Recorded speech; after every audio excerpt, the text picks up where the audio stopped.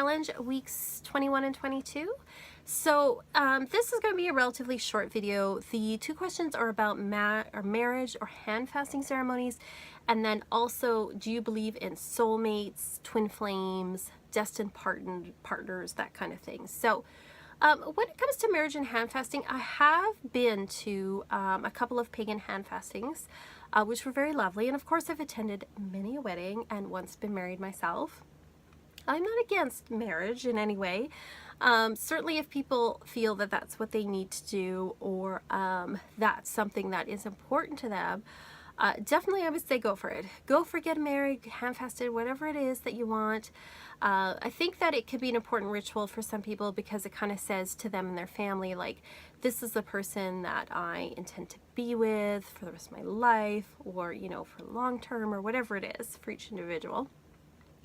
But I definitely don't think it's necessary. And it was funny because I was just talking to a friend about this, about how for me, I've never been big on, you know, like the big giant wedding. You know, some people will fantasize their whole life about, you know, the perfect dress and the perfect flowers and all that stuff. That was never me.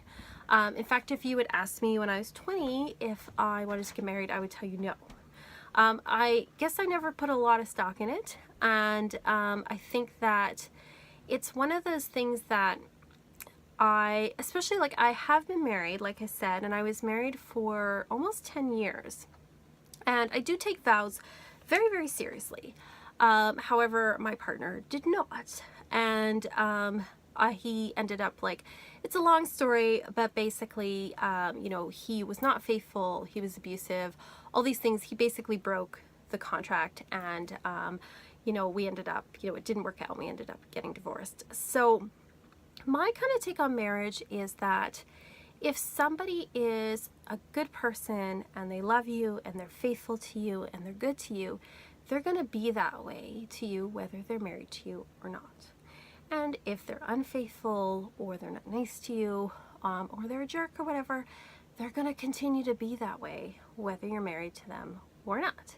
So to me, it's kind of like this ceremony that to me doesn't mean a whole lot. It's I think it's more for tradition, and I think, like I said, you know, if people want to get married and they want to do that and it's important to them, that's great. I'm not dissing it. That's totally awesome for them.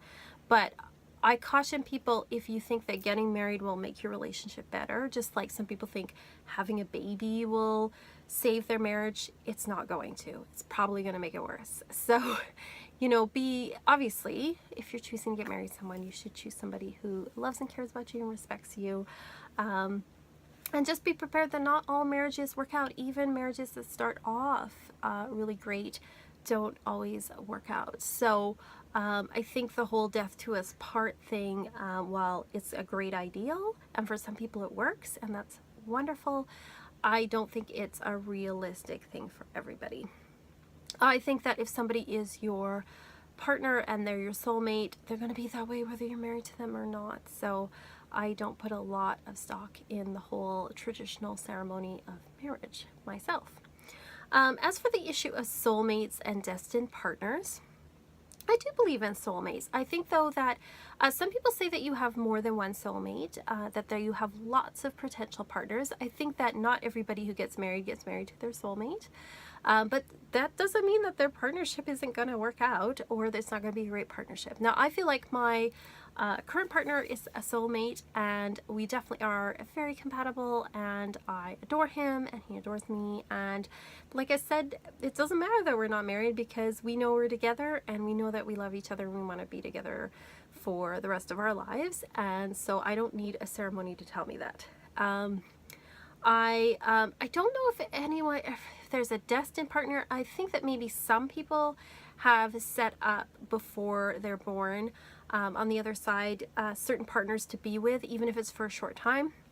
So I do believe that to a certain extent there can be, but I don't think everybody sets that up, and I don't think that everybody has destined partners.